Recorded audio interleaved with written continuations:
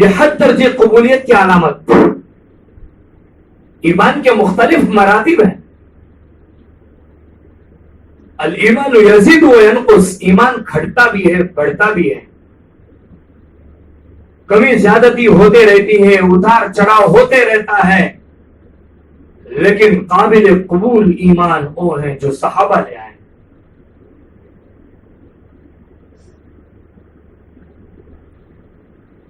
موت پر یقین ہونا ضروری ہے.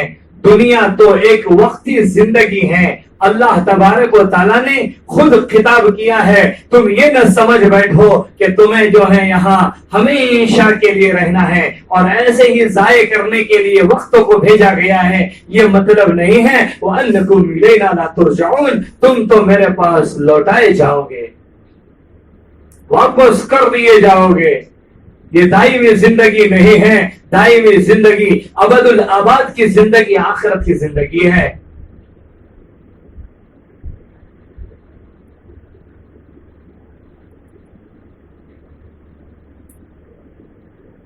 ہمیں چاہیے ہم اس کے لیے فکر کریں، آخرت کے لیے فکر کریں، نمازوں کے اہتمام کے ساتھ اصلاح باطن کی فکر کریں کہ ہمارا دل سنور جائے، دل بدل جائے، اور ایسا دل جو اللہ کو محبوب ہو اپنے دل کو بنانے کی فکر کریں. اللہ خود قرآن کریم میں کہہ رہے ہیں میں کون سے دل کو قبول کروں گا قیامت کے دن، کون سے دل کو قبول کروں گا؟ اللہ کہہ رہے ہیں الا من اتى الله بقلب سلیم، جو سدھارا ہوا دل لے آئے گا، سدھارا ہوا دل لے آئے گا. جس دل نے اچھے اعمال کرانے کی توفیق کرائی ہو، ہدایت کی طرف لے گیا ہو، ایسا دل مجھے مرغوب ہے. اللہ کہتے ہیں میں اسے قبول کروں گا.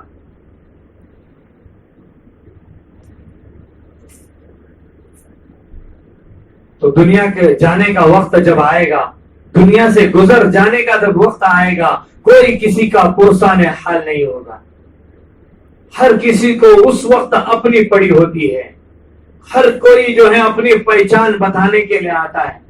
زندگی بھر دشمنی مول لیے، زندگی بھر چہرے پر دیکھنا ناپسند تھا، زندگی بھر بات کرنا ناپسند تھا، لیکن جب موت کا وقت آتا ہے تو ہر کوئی اپنا تعارف کراتے ہیں، میں فلاں ہوں، میں تمہارا فلاں ہوں، مجھے پہچانتے ہو. وہ وقت اللہ کو پہچاننے کا ہوتا ہے، وہ وقت صرف اپنے رب کو پہچاننے کا ہوتا ہے، کسی اور کو پہچاننے کا وقت نہیں ہوتا. اس وقت ضروری ہے کہ ہم کلمے کی تلقین کرائیں. اس وقت اس کے ایمان کو جتنا ہو سکے مضبوط کرائیں.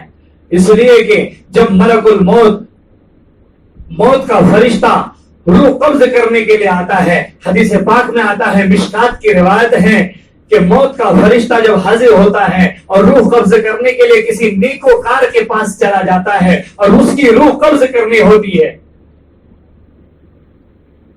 تو اجازت لیتا ہے، اور ملک الموت کے ساتھ جنت کے 500 فرشتے ہوتے ہیں جو جنت کے تشت اور جنت کے لباس اور جنت کی معطر اور خوشبوئیں لے کر آتا ہے، اور اس کی روح کو اس طرح سے قبض کر لیتے ہیں. قرآن کریم میں اس کا ذکر اللہ نے فرمایا یا ایتھا النفس المطمئنہ، اطمینان رکھنے والی جان. اطمینان کس کو ہوگا موت کے وقت؟ مرنے کے وقت اطمینان کس کو ہوگا؟ اللہ خود ان کے بارے میں دوسری جگہ فرماتے ہیں الا ان اولیاء اللہ لا خوف علیہم ولا هم يحزنون. اللہ کے سچے دوست وہ ہوں گے جن پر مرنے کے وقت اور مرنے کے بعد میدان محشر میں کوئی خوف اور وحشت نہیں ہوگی، انہیں کسی طرح کا غم نہیں ہوگا، کوئی پشیمانی نہیں ہوگی. اللہ کہتے ہیں اطمینان رکھنے والی جان ارجع الی ربک، اپنے رب کی طرف لوٹ جا. وادخلی فی عبادی، اللہ کے نیکوکار بندوں میں داخل ہو جا. وادخلی جنتی، میری جنت میں داخل ہو جا. لیکن کسی بدکار کی روح قبض کرنے کے لیے ملک الموت تشریف لاتے ہیں، حاضر ہوتے ہیں تو 500 جہنمی فرشتے ان کے ساتھ ہوتے ہیں،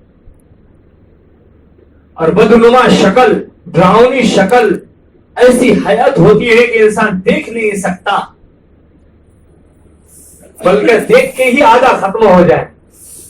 اور ان فرشتوں کے ہاتھ میں جہنم کا لباس اور جہنم کی ساری چیزیں ہوتی ہے. گویا کہ یہیں سے پیغام دیا جاتا ہے اور اس طرح سے اس کی روح کو قبض کیا جاتا ہے. نبی کریم صلی اللہ علیہ وسلم نے مثال دے کر فرمایا جیسے کسی اچھے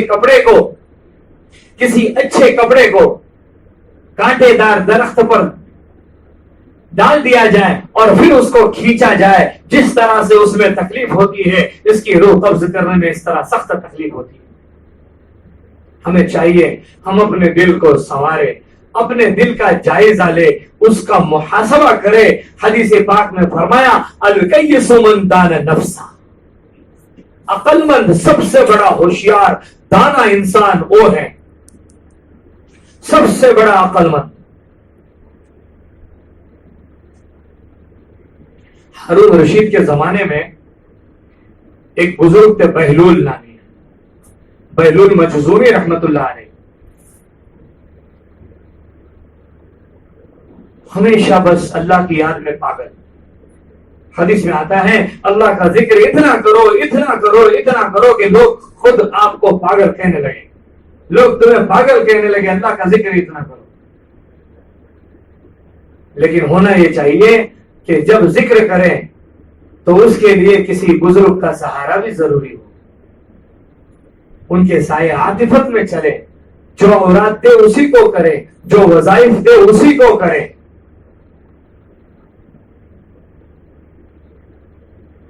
تو بہلول مجذومی رحمت اللہ علیہ ہمیشہ اللہ کی یاد میں بس ایک کیفیت سی بنی رہتی تھی، لوگ انہیں پاگل کہتے تھے. ہارون رشید کے دربار میں جب وہ آتے تھے، دربار سے کہا گیا تھا کہ جب بہلول آئے تو میرے دربار میں آنے کے لیے ان کی اجازت، میری اجازت کی ان کو ضرورت نہیں ہے، بلا اجازت داخل ہو سکتے ہیں. جب بھی آتے ہارون رشید ان سے مذاق کرتے، استہزاء کرتے. ہارون رشید بھی کم درجے کے بزرگ نہیں تھے، ہارون رشید بھی کوئی کم درجے کے بزرگ نہیں تھے، اللہ کے ولی تھے. بادشاہت ضرور کی، زمین پر خلافت ضرور کی، لیکن اللہ کی ولایت بھی حاصل کی. ایک بزرگ نے ان کو حج کے موسم پہ دیکھا ہے کہ جب وہ ہاتھ اٹھا کر کعبۃ اللہ کے سامنے اس طرح دعا کر رہے تھے کہ ان کی بغل کی سفید ظاہر ہو گئی، تو کہنے لگے دیکھو یہ زمین کا بادشاہ آسمان کے بادشاہ کے پاس کیسے آہوازاری کر رہا ہے.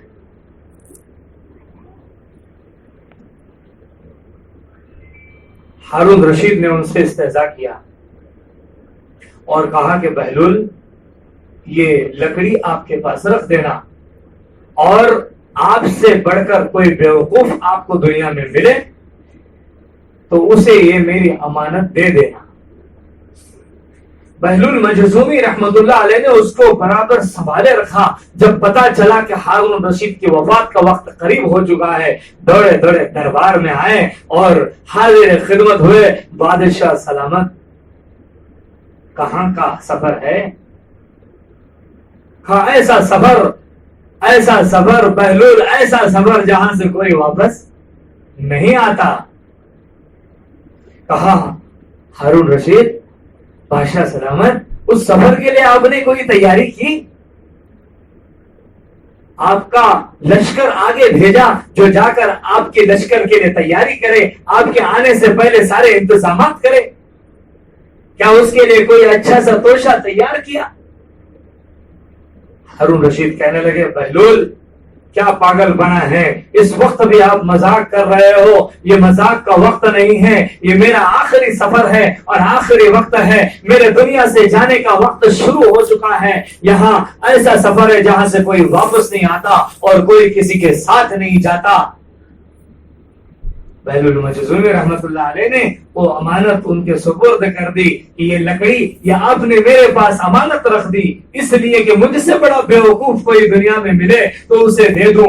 مجھے محسوس ہوا کہ مجھ سے بڑھ کر آپ بیوقوف ہیں اس لیے کہ دنیا کے بادشاہ رہیں آپ، لیکن آخرت کی تیاری میں آپ مگن نہ رہیں۔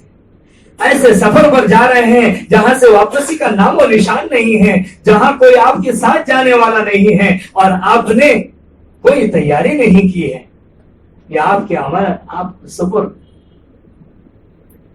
موت کا فرشتہ کسی کو نہیں چھوڑے گا جب اللہ کا حکم ہوگا۔ ہاں،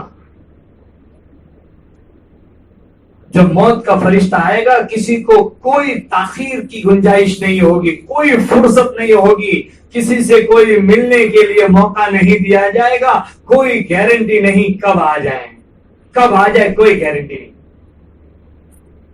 یہ دنیا ہے، اسے چھوڑ کے جانا ہے، اس میں اللہ نے ہمیں عبث پیدا نہیں کیا، بیکار پیدا نہیں کیا، ضائع ہونے کے لیے پیدا نہیں کیا۔ اللہ تو یہ چاہتے ہیں وَمَا خَلَقْتُ الْجِنَّ وَالْإِنسَ إِلَّا لِيَعْبُدُونَ، کہ میں نے تو میری عبادت کے لیے پیدا کیا ہے اور کوئی مقصد نہیں ہے۔ روزی تمہیں میں دوں گا، اولاد تمہیں میں دوں گا۔ وَمَا مِن دَابَّةٍ فِي الْأَرْضِ إِلَّا عَلَى اللَّهِ رِزْقُهَا وَكَأَيٍّ مِّن دَابَّةٍ لَا تَحْمِلُ رِزْقَهَا، زمین پر رینگنے والے جانور اور جتنے بسنے والے انسان ہیں اور جتنے مخلوقات ہیں، سب کا رزق اللہ نے اپنے ہاتھ میں رکھا۔